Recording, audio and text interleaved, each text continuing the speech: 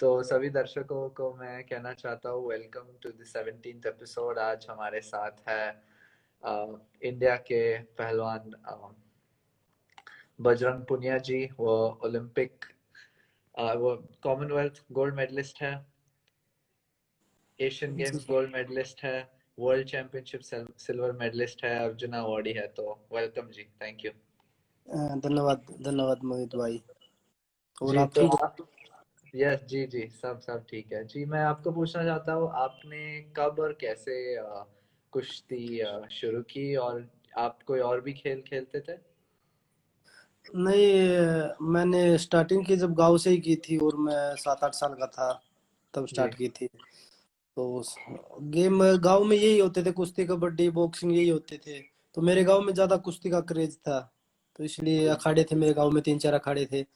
तो मैं स्कूल से पहले तो स्कूल से बचने के लिए जाते थे अखाड़े में कि स्कूल ना जाना पड़ेगा इसलिए, तो वहीं से स्टार्ट करी थी। जी जी जी। और आपने कहा आपने गांव में शुरू किया था, तो आपको क्या लगता है गांव की कुश्ती और जो इंटरनेशनल कंपटीशन में होती है, जैसे कॉमनवेल्थ या एशियन, ऐसी ऐसी प्रतिस्पर्धाओं में फर्क क्या है? फर्क मैं आपको बताऊं, फर्क है जैसे हम गांव में थे, मिट्टी में स्टार्ट की थी। जी तो जब हम छोटे थे जब इतनी सुविधाएं नहीं थी, जी मिट्टी में थी। अब तो बहुत से गांव ऐसे हैं जिनमें मैट की सुविधा भी है। मेरे खुद के गांव में भी मैट की सुविधा है पहले से, जी पहले नहीं थी। तो मेरे गांव में रेसलिंग हॉल भी है और मैट भी है। तो अब बच्चे जो स्टार्टिंग करते हैं वो मैट पे ही करते हैं ज्यादातर। जी पहले हम मिट्टी में करते थे। जी तो अब 6-7 साल से काफी मतलब बच्चों में भी मतलब क्रेज बढ़ा है रेसलिंग के प्रति, क्योंकि मेडल ज्यादा आने लग गए। ओलंपिक मेडल 2008 में, 2012 में, जी 2016 में भी। रेसलिंग ऐसा खेल है जिसने 3 ओलंपिक में लगातार मेडल दिए हैं देश को। जी जी जी तो काफी लोगों का मतलब मन था कि भाई हम भी रेसलिंग करें, अपने बच्चों को रेसलिंग में डालें। जी और सरकार गवर्नमेंट की तरफ से भी काफी सुविधाएं मिल रही है बच्चों को, मैट की सुविधा। क्योंकि अगर हम ओलंपिक लेवल पे अगर ओलंपिक स्टाइल खेलेंगे तो हमें मैट पे खेलनी पड़ेंगे। जी तो जब इतनी सुविधा नहीं थी तो मैंने मिट्टी से स्टार्ट की थी। जब गांव से बाहर निकले तब मैट देखा था कि भाई हाँ मैट पे भी कुश्ती होती है। और तब पता लगा 2005 में जब मैं पहली बार झज्जर में गांव है छारा, उसमें अखाड़ा है वीरेंद्र का। तो मैं जी वीरेंद्र कोसाब के पास गया था पहली बार 2005 में। वहां पे मैट पे मैंने स्टार्ट की थी ट्रेनिंग। जी जी जी। और आपको ज्यादा बेहतर कौन सा लगता है, मैट पे खेलना, मिट्टी में खेलना? और स्कोरिंग या नियमों में भी कुछ अंतर है या नहीं? मिट्टी में और मैट पे बहुत सारा अंतर है। मिट्टी में स्कोरिंग कुश्ती नहीं होती, बहुत कम होती है। अभी होने लगी है स्कोरिंग, मतलब अगर आपने चितपट नहीं किया तो उसके बाद जैसे पहले 20 मिनट तक है आर पार लड़ो आप। अगर आप जी उसमें रिजल्ट निकालते हो तो ठीक है, अगर नहीं तो फिर 2 मिनट या 5 मिनट आपको दे देंगे, उसमें पॉइंट स्कोर करो और कुश्ती उस तरफ करने लगे। नहीं तो पहले होता था मिट्टी में आर पार की कुश्ती होती थी, मैट पे होती है। मैट पे 6 मिनट की कुश्ती होती है। 6 मिनट में अगर आप 10-0 कर देते तो कुश्ती वहीं पे खत्म हो जाती है। चाहे 1 मिनट में करो आप या 5 मिनट में करो, कभी भी करो, 10 का डिफरेंस हो जाएगा, आपकी कुश्ती खत्म हो जाएगी। जी और मैट पे हमें 6 मिनट ही लड़ना है। मिट्टी में तो आप 1 घंटा भी लड़ सकते हैं, मिट्टी में आप 2 घंटे भी लड़ सकते हैं। जी और जी रूल मिट्टी में आपको कुश्ती में जांघिया बोलते हैं, जांघिया पहन के खेलते हैं। और रेसलिंग मैट पे रेसलिंग करते हैं, उसमें सिंगलेट होता है। जी और उसमें 6 मिनट में आपको पूरी ताकत लगानी है। जी जी जी। और तो उसमें आप 2 घंटे नहीं, भी लगा सकते हैं। जी जी जी। पर आपको कौन सी अच्छी लगती है अभी? मेरे को दोनों अच्छी लगती है मुदित भाई, क्योंकि मैं पहले मिट्टी में ही खेलता था। जी और मुझे मौका मिलता मिट्टी में ट्रेनिंग करने का तो मैं अभी ट्रेनिंग करता हूँ। जी जी जी जी। क्योंकि तो और ये हमारी मजबूरी है, हमें ओलंपिक मेडल जीतना है तो हमें हर टाइम मैट पे रहना पड़ता है। जी और नहीं तो अगर मिट्टी में जब भी मौका मिलता है तो मैं कुश्ती भी लड़ता हूँ और मैं मिट्टी में ट्रेनिंग भी करता हूँ। जी जी जी। तो अभी आपकी ट्रेनिंग कैसी चल रही है? अभी बिल्कुल अच्छी चल रही है भाई। अभी लॉकडाउन था जब थोड़े परेशान हुए थे, पर हम्म, अभी सब चीजें नॉर्मल हो गई हैं। जी जी जी। और आपने 2014 में तो बहुत ही मेडल जीते थे, कॉमनवेल्थ में, एशियन में। फिर 2018 में सभी मेडल को आपने गोल्ड मेडल में बना दिए और वर्ल्ड चैंपियनशिप में भी आप सिल्वर मेडल जीते। तो उन सालों में 3-4 सालों में आपने कैसा काम किया था, क्या क्या अंतर था? देखिए रेसलिंग की ट्रेनिंग करते थे, स्टार्टिंग से ही हार्ड वर्क करते थे। और 2013 में जब सीनियर लेवल पे खेलने लगे, जब मैं सीनियर में आया पहली बार जब मैं 18 साल का था। जी और जब मुझे वर्ल्ड चैंपियनशिप में मेडल मिला, उसके बाद एशियन चैंपियनशिप, और 2014 में एशियन गेम्स, कॉमनवेल्थ गेम्स, उसके बाद 2015 में मेरे को बैक में पेन हो गया था, एक साल पूरा इंजरी में रहा था मैं। तो वो थोड़ा समय मुश्किल था कि भाई पता नहीं अब कितने दिन लगेंगे, बैक कम बैक कर सकता हूँ या मैं नहीं कर सकता। तो उसमें थोड़ी खिलाड़ी को जब इंजरी होती है थोड़ी चिंता हो जाती है। पर या उसके बाद जो आपके आसपास जो कोचेज हैं या आपके दोस्त हैं, तो वो आपको ये कैसे आपको मोटिवेट करते हैं या आपको किस तरीके से ट्रीट करते हैं, उनके ऊपर निर्भर होता है। जी तो उसमें आदमी मतलब मेरे साथ मेरे कोचेज थे, मेरे दोस्त थे, वो हर टाइम यही बोलते थे कि आप कर सकते हो, कोई बात नहीं, पहले आप चोट को ठीक करो आराम से, पूरा जो डॉक्टर बोलते हैं उसके उस तरीके से चलिए, अपने तरीके से नहीं, क्योंकि एक बार अगर सर्जरी की सिचुएशन आ गई तो और ज्यादा मतलब प्रॉब्लम हो जाएगी। जी जी तो वो जी कोचेज ने हर टाइम मुझे सपोर्ट किया, और यार दोस्तों ने भी हर टाइम सपोर्ट किया कि भाई आप कर सकते हो, आप चोट को अच्छी तरह रिकवर करें और अच्छे से रेस्ट करें। तो उसके बाद 2016 में मैंने मैट पे दोबारा आया, मैं कमबैक किया, मैं एशिया चैंपियनशिप खेला, उसमें मैं हार गया। वर्ल्ड चैंपियनशिप खेला, उसमें मुझे दोबारा इंजरी हो गई नी में। उसके बाद 2017 में जब मैंने कमबैक किया, उसके बाद दिल्ली में एशिया चैंपियनशिप थी, मैं एशिया चैंपियन बना। जी और उसके बाद फिर जर्नी अच्छी, मतलब चोट फेट से भी भगवान ने बचा के रखा, और सब कुछ अच्छा होता चला गया। जी जी।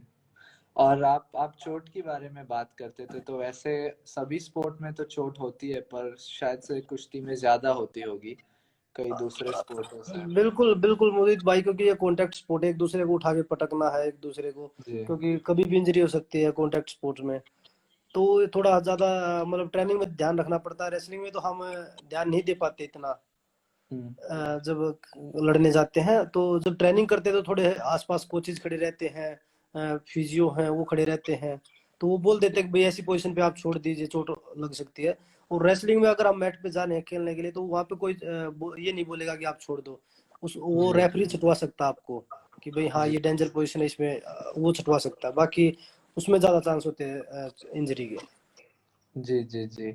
और आप ये बड़े जो जो प्रतिस्पर्धा है जैसे कॉमनवेल्थ या एशियन, ऐसे ऐसे टूर्नामेंट के लिए आप प्रेपरेशन कैसे करते हो? शारीरिक, मानसिक, टेक्निक, तकनीकी, ऐसे सब कैसे करते हो आप? देखिए जो और टूर्नामेंट की करते हैं इनकी भी मैं तो ऐसे ही करता हूँ भाई, क्योंकि इनके लिए कोई अलग से स्पेशल ट्रेनिंग नहीं करता। जो पूरे साल ट्रेनिंग चलती है उसी हिसाब से चलती रहती है ट्रेनिंग। जी जी जी बस उस समय जब टूर्नामेंट कोई भी टूर्नामेंट नजदीक आता तो उस समय ये थोड़ा ध्यान रखे भाई इंजरी ना हो किसी प्रकार की, तो जी उसका थोड़ा ज्यादा ध्यान रखना पड़ता है। नहीं ट्रेनिंग हमारी सेम चलती रहती है, चाहे वो कॉमनवेल्थ गेम्स हो या कोई चैंपियनशिप हो, कोई वैसे टूर्नामेंट हो, तो उनमें ट्रेनिंग हमारी सेम ही रहती है। जी जी जी। और ऑफ कोर्स ऐसे लेवल पर कुश्ती करना, तो आपके भोजन पे आप बहुत ही ध्यान रखते होंगे, जैसे प्रोटीन हो या कार्बोहाइड्रेट हो या और कोई भी जैसे जो भोजन के ग्रुप है, तो आप उनके बारे में भी बता सकते हैं, आप कैसे खाना खाते हो या आपको पसंद क्या होता है? बिल्कुल, देखिए कई चीजें ऐसी भी जो हमें पसंद होती है और टूर्नामेंट के पास हम उन चीजों को नहीं खा सकते, जी क्योंकि उस टाइम पे हमें वेट कंट्रोल भी करना होता है। जी और उस टाइम हम पूरी जो अपने जो मन की इच्छा होती है वो नहीं पूरी कर पाते। पर जी अगर कोई टूर्नामेंट नहीं है, अभी ऑफ सीजन चल रहा है, ऑफ सीजन में हम कुछ भी खा लें। जी पर जब टूर्नामेंट होते हैं, जैसे सब कुछ ठीक चल रहा था कोरोना से पहले, तो उसमें सभी मतलब जो चीजें भाई इस टाइम पे ये खाना, इस टाइम पे ये खाना, जो हमारे फिजियो रहते हैं साथ में वही ध्यान रखते हैं कि भाई जी अभी ये खाना है, ज्यादा फैट का नहीं खाना है, क्योंकि टूर्नामेंट में अगर हम ज्यादा वेट लॉस करेंगे तो वो अच्छी परफॉर्मेंस नहीं कर पाएंगे। जी तो उसी तरीके से सुबह भाई ब्रेकफास्ट में आपको ये खाना है, लंच में आपको ये खाना है, और डिनर में ये है। वो ट्रेनिंग के हिसाब से ही होता है और टूर्नामेंट के हिसाब से वो चेंज होता रहता है। जी जी। और नॉर्मली आप तो 65 kg में खेलते हो, पर आपने कभी सोचा है कि ऊपर या नीचे की वेट कैटेगरी में जाए, और ये ऐसे चेंज करने में कितना डिफिकल्ट होता है? देखिए अगर मैं नीचे ऊपर होऊंगा 57 है नीचे ओलंपिक वेट, जी और ऊपर ऊपर जाऊंगा 74 है। जी और मेरे लिए 65 बेस्ट है। जी क्योंकि ओलंपिक अगर हमें ओलंपिक मेडल जीतना तो हमें ओलंपिक वेट में करना है, तो हमें 10 किलो 57 में जाने के लिए 8 किलो वजन कम करना पड़ेगा, और ऊपर जाने के लिए हमें 9 किलो वेट बढ़ाना पड़ेगा। जी तो उसमें हमें ताकत भी बढ़ानी पड़ेगी हर आदमी। मतलब जो ये देखते हैं भाई कहाँ किस जगह हम परफेक्ट है। जी तो मैं 60, अभी मेरा नेचुरल वेट से 70 किलो रहता है। जी तो वो 65 जब खेलते हैं, जब टूर्नामेंट होते हैं, उस टाइम पे ही हम उसको कंट्रोल करते हैं। जी और कई टूर्नामेंट ऐसे भी जो नॉर्मल टूर्नामेंट होते हैं उनमें मैं 70 किलो में भी खेल लेता हूँ। हाँ जब जी आसपास कोई ऐसा टूर्नामेंट हो कि भाई हाँ मुझे उस टूर्नामेंट में वेट कम करना है, क्योंकि बार बार वेट कम करने से इंजरी के भी चांस होते हैं। और फिर परफॉर्मेंस भी डाउन हो जाती है, क्योंकि एक बार वजन कम करे फिर दोबारा फिर वजन कम करे, उसमें परफॉर्मेंस पे भी बहुत फर्क पड़ता है। तो कई जी जी टूर्नामेंट ऐसे होते हैं जिनमें मैं 70 किलो में भी खेल लेता हूँ, जब जी कोई अच्छा टूर्नामेंट पास में हो कि भाई हाँ उस टूर्नामेंट में मुझे बेस्ट करना है, तो जी उस टाइम जी पे हम चेंज कर लेते हैं। जी जी। और ये जो वेट लॉस का जो है 5-6 kg जो आपको कम करना पड़ता है, वो कितने टाइम में करते हो और कैसे करते हो? मुझे ये बहुत ही जानना है, मुझे पता नहीं चलता। ये एक रेसलिंग रेसलिंग वालों के लिए बताऊं मैं, नॉर्मल चीजें हैं ये 5-6 किलो वेट कम करना। जी। और ये 2-4 दिन में ही वेट कम कर लेते हैं। 2-4 दिन में? कई बार तो एक दिन में भी करना पड़ जाता है ऐसी सिचुएशन। पहले जब पहले दिन वेट होता था, अगले दिन बाउट होती थी, जब जी तो 5-5 किलो एक दिन में भी कम करते थे। जी तो जी जी ऐसा नहीं है अब, वो रूल चेंज हो गए हमारे रेसलिंग। जैसे सुबह वेट है 8 बजे 10 बजे रेसलिंग स्टार्ट हो जाती है, उसमें ज्यादा वेट हम लॉस करेंगे तो उसमें हम परफॉर्मेंस अच्छा नहीं कर सकते। जी तो ये थोड़ा डिफिकल्ट हुआ है खिलाड़ियों के लिए। और अब थोड़ा पहले ही कंट्रोल कर लेते हैं खिलाड़ी। जी नहीं तो जी रेसलर आपको ऐसे ऐसे मिलेंगे जो 5-6 किलो एक बार में ही कम कर लेते हैं एक दिन में ही। फिर जी वो जी इतना पसीना निकाल देते हैं कि भाई आदमी को 5-6 किलो पसीने के उससे निकाल देते हैं वो। जी जी जी। और मैंने यह भी देखा है कि सब पहलवान जो है, वो लोग अपने कोच की बहुत ही सम्मान करते हैं। इनफैक्ट मेरे मेरे कोच ही मुझे ये बता रहे थे कि वो आपसे मिले थे एक बार। वो काफी दूसरे पहलवानों से भी मिले हैं, मेरे जो टेबल टेनिस के कोच है, तो उन्होंने ही कहा था, और मैंने भी देखा है कि आप लोग बहुत ही सम्मान करते हो। तो आप ऐसी कोई इंसिडेंट बता सकते हैं जो जिसमें आपने आपके कोच ने आपको कुछ ज्यादा ही बेहतर एडवाइस दिया होगा, या आपको बहुत ही मदद किया होगा? बिल्कुल भाई, देखिए मुदित भाई मेरे कोच साहब हैं, वो बोलते हैं कि बेटा एक अच्छा खिलाड़ी बनो या ना बनो वो अलग बात है, पर एक जी अच्छा इंसान जरूर बनो।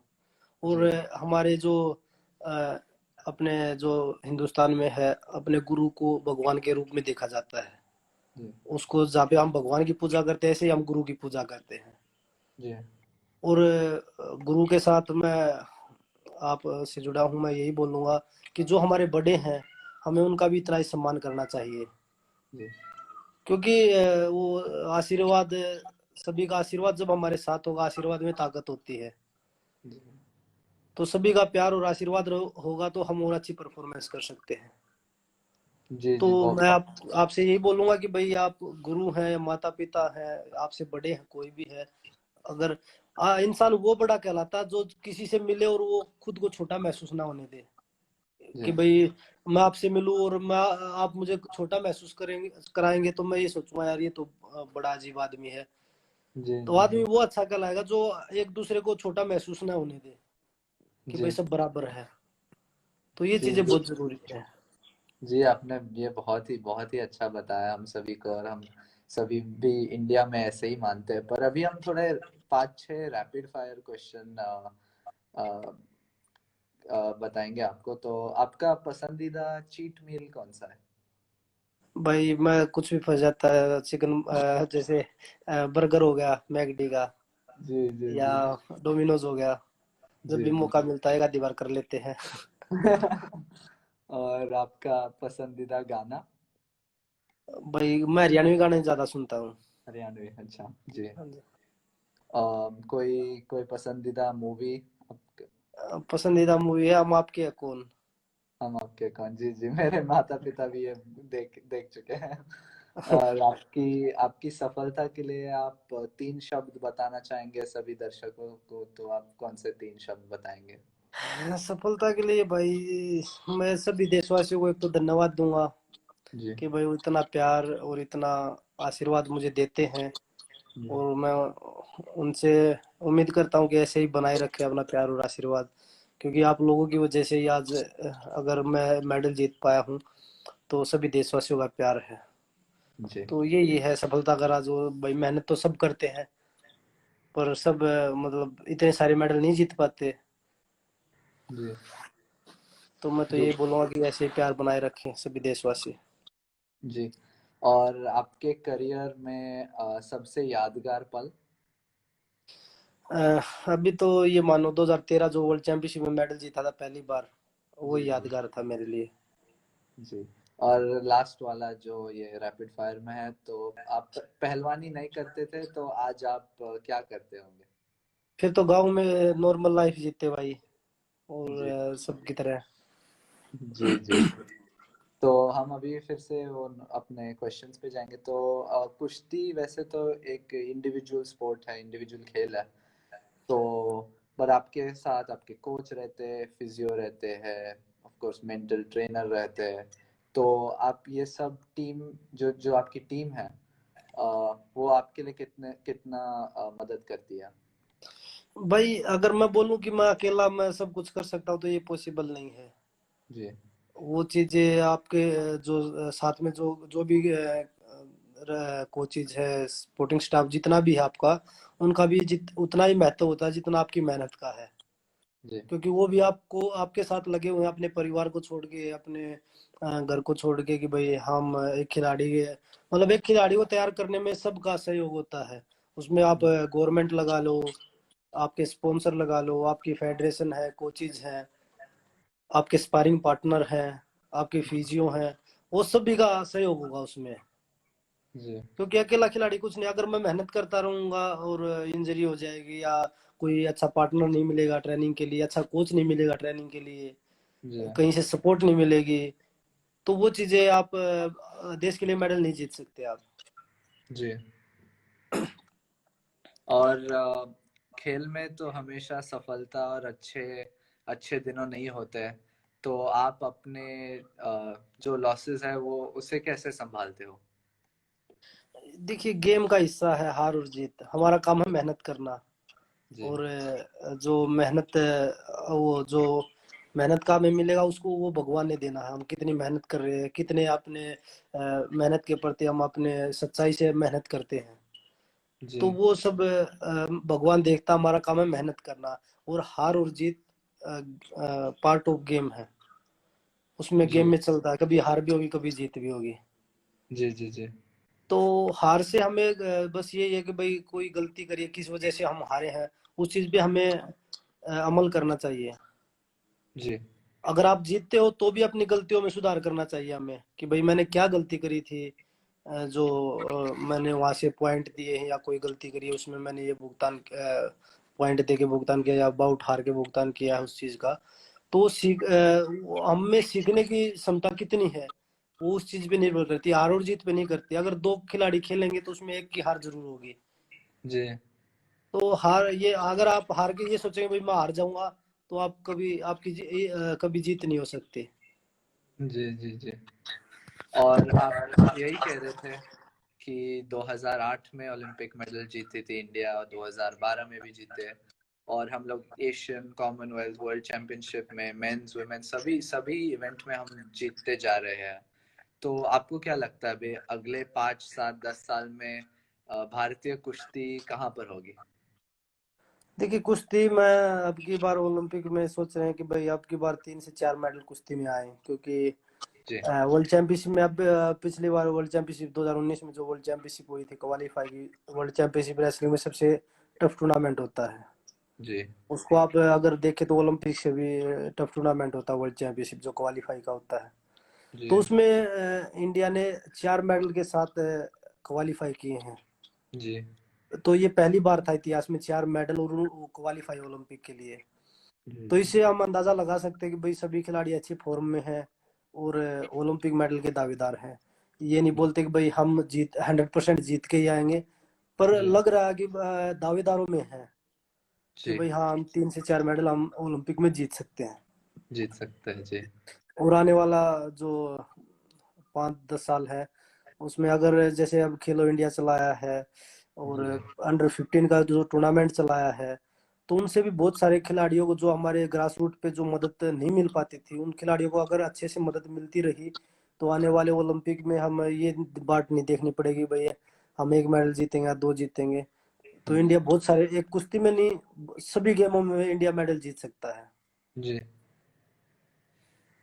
जी जी। और आपको क्या लगता है जनरली जो कुश्ती में पीक एज क्या होता है एक पहलवान का, जैसे 26 25 30, पता नहीं, वैसे 20 आप। से 20 से 20 से 25-26 साल तक पीक होता है, वो उसके बाद जी मेंटेन रखना पड़ता है कि भाई हाँ हम कितने साल तक उसको उसी तरीके से चला सकते हैं ट्रेनिंग करके। क्योंकि 26 साल के बाद आदमी में वैसे भी मतलब थोड़ा हाँ इंटेलिजेंट हो जाता है ज़्यादा कि भाई हाँ जी मुझे ये काम अगर ये ज़्यादा करूँगा तो रिकवरी नहीं हो पाएगी तो वो हर तरीके से मतलब वो रेसलिंग में अंदर तक चला जाता है उसके बाद। ज़्यादा जी मतलब दिमाग काफ़ी यूज होने लग जाता है उसके बाद। जी क्योंकि एक यंग जो बच्चा होता है 18-20 साल 25 साल तक वो फुल ट्रेनिंग कर सकता है, जितनी आप बोलोगे उतनी कर सकता है। जी पर एक एज होने के बाद वो इतनी ट्रेनिंग नहीं कर पाएगा जितनी वो 25 साल की उम्र में 20 साल की उम्र में कर रहा था। जी जी तो उसके बाद वो दिमाग से ही काम लेते हैं। जी तो उसको मेंटेन रखना वो खिलाड़ी के हाथ में है कि भाई हम उसको कितने साल तक मेंटेन रख सकते हैं। जी जी। और आप रिकवरी के बारे में बात कर रहे थे। ऑफ कोर्स अपना जो काम है वो बहुत ही मेहनत से करना चाहिए, पर रिकवरी भी उतना ही इम्पोर्टेंट है। तो आप रिकवरी के बारे में क्या कहना चाहोगे सभी को? बिल्कुल भाई रिकवरी इतनी जरूरी जितनी हम मेहनत करते हैं, क्योंकि अगर हम रोज रोज मेहनत करके शरीर को अगर थका हुए शरीर के साथ हम दोबारा से मेहनत करें तो उसमें इंजरी के ज्यादा चांस होते हैं। जी अगर हम फ्रेश रहेंगे रिकवरी के साथ हम दोबारा से ट्रेनिंग पे आएंगे तो उसमें ट्रेनिंग में भी अच्छा मन लगेगा, ट्रेनिंग भी अच्छी होगी और आपका मूड भी फ्रेश रहेगा और जी उसमें इंजरी होने के कम चांस होंगे। जी। तो रिकवरी औ- उतनी जरूरी है जितनी आपको मेहनत जरूर। नहीं, जी जी जी। और वैसे भारत को माना भी जाता है कि हमारे देश में बहुत ही लीग है। तो आपको क्या लगता है रेसलिंग में लीग कब होगी इंडिया में? लीग रेसलिंग की चल रही थी, अब कोरोना की वजह से नहीं हो पाई इस साल, नहीं तो जी रेसलिंग 2015 से लीग चल रही थी रेसलिंग की। जी जी 4 सीजन हुए, अभी कोरोना की वजह से नहीं हो पाई। जी। तो वो लीग से आपको क्या लगता है, क्या क्या अंतर पड़ा है भारतीय खिलाड़ियों को? बहुत अंतर पड़ा उससे, क्योंकि रेसलिंग में जो लीग में खिलाड़ी आते हैं उसमें ओलंपिक चैंपियन है, वर्ल्ड के चैंपियन है, उनके साथ हमें मतलब स्पारिंग करने का भी टाइम मिलता है और अपने जी घर में बाउट खेलने का भी मौका मिलता है। जी क्योंकि यहाँ हम कोई गलती करेंगे, बाउट हार जाए किसी गलती के कारण, तो हमें पता लग जाएगा। जब हम देश के लिए खेल रहे हैं, जब हम उस गलती को हम नहीं कर पाएंगे तो हमारे लिए और अच्छा होगा। क्योंकि जी ये लीग है, ये प्रोफेशनल रेसलिंग होती है, इसमें अगर कोई बाउट हार भी जाए भाई उसमें हमें गलती का पता लगेगा भाई इसमें पावर की ज्यादा जरूरत है या टेक्निक की ज्यादा जरूरत है मुझे इस रेसलर के साथ खेलने के लिए। जी क्योंकि जब चैंपियनों के साथ बाउट होगी जब भी पता लगता है इन चीजों का। और उनके साथ ट्रेनिंग का भी एक महीने का होता है हमारा रेसलिंग का, 21-22 दिन का, और उसमें 2-4 दिन पहले आते हैं। तो एक महीना हमें मिलता है ट्रेनिंग करने के लिए। जी। और आपको क्या लगता है आपके लिए सबसे कठिन पहलवान कौन है जिसके साथ आप खेले हो, नहीं खेले हो ठीक है, पर आपको क्या लगता है आपके लिए सबसे कठिन कौन है? भाई जितने भी 65 किलो में वर्ल्ड में सबसे कड़ा मुकाबला होता है। जी वैसे तो अपने वेट में सभी को लगता है कि भाई हमारे वेट में सबसे ज्यादा टूर्नामेंट टफ टूर्नामेंट होता है। पर 65 किलो में अगर आप देखें पहले 66 किलो होता था, उसमें भी कोई भी ऐसा पहलवान नहीं है जो 2 बार लगातार चैंपियन बना हो, वर्ल्ड चैंपियन बना हो या ओलंपिक चैंपियन बना हो। जी हर बार चेंज होता है। पहले 66 kg था, अब 65 है। जी तो आज तक कोई भी ऐसा पहलवान नहीं है जो लगातार 2 बार वर्ल्ड चैंपियन बना हो। जी तो 65 किलो में 10-12 पहलवान ऐसे हैं जो कोई भी किसी को हरा सकता है। जी जी जी तो एक का नाम लेना किसी बहुत मुश्किल है, क्योंकि आप बहुत कड़ा टूर्नामेंट है जिसका मतलब मेहनत और भगवान जिसका साथ देगा जिस दिन, वो दिन उसके लिए बेस्ट होगा। जी जी जी। और अभी हम लास्ट क्वेश्चन पर आए हैं, पर मैं आपको बहुत ही धन्यवाद कहना चाहता हूँ। पर आप सभी दर्शकों, स्पेशली वो जो थोड़े जो स्पोर्ट्समैन बनना चाहते हैं, उनको क्या सलाह देंगे? देखिए, सबसे पहले तो जितने भी दर्शक आपके साथ हमारे साथ जुड़े हैं उनको सभी को नमस्कार। और मैसेज बहुत सारे आ रहे हैं, पढ़ नहीं पाए, तो जी मैं जी सभी को राम राम बोलूंगा। और यही बोलूंगा, कोरोना की सिचुएशन, आप घर पे रहिए, सुरक्षित रहिए, अपना और अपनों का ध्यान रखिए। और जो गेम में आना चाहते हैं, चाहे ना भी आना चाहते उनको भी मैं यही बोलूंगा कि भाई किसी भी आप फील्ड में हैं, 1 घंटा, अगर आप गेम नहीं कर रहे तो 1 घंटा आप जरूर ट्रेनिंग करिए सुबह शाम, जब भी आपको टाइम मिले। क्योंकि अगर आप फिट है तो हिट है, सीधी बात है। जी अगर आप फिट रहेंगे तो आप बहुत सारी बीमारियों से भी बचाव होगा आपकी बॉडी का। और जो गेम करना चाहते हैं उनको मैं यही बोलूंगा कि भाई आप सच्चे मन से गेम करिए, आप अपनी पूरी मेहनत से, लगन से, पूरी लगन से मेहनत करिए। तो जी आपको सक्सेस होने से कोई भी नहीं रोक सकता। जी क्योंकि मेहनत का भगवान देता है, देर से देता है, कभी किसी को पहले दे देता, किसी को देर से देता है। हमारे बड़े यही बोलते हैं कि बेटा, कोई हाथ से छीन सकता पर मेहनत का कोई भी नहीं छीन सकता। जी जी जी तो अपने माता पिता, अपने बड़ों का सम्मान करिए और अच्छे से मन लगा के मेहनत करिए। जी जी। आज आज के सेशन में सभी को बहुत ही सीखने को मिला है, और मैं आपको बहुत ही धन्यवाद करना चाहता हूँ आज ये एपिसोड पर आने के लिए। धन्यवाद भाई। धन्यवाद। राम राम। और आप राम राम भाई। जी आप सेफ रहिए और अपने फैमिली को भी ओके, आप सुरक्षित भी भाई। रखिए। जी ओके, आप भी सुरक्षित रहिए और जी अच्छी मेहनत करते रहिए, देश के लिए मेडल जीतिए आप भी। जी। आपको भी थैंक बहुत शुभकामनाएं। जी जी जी। धन्यवाद। ओके।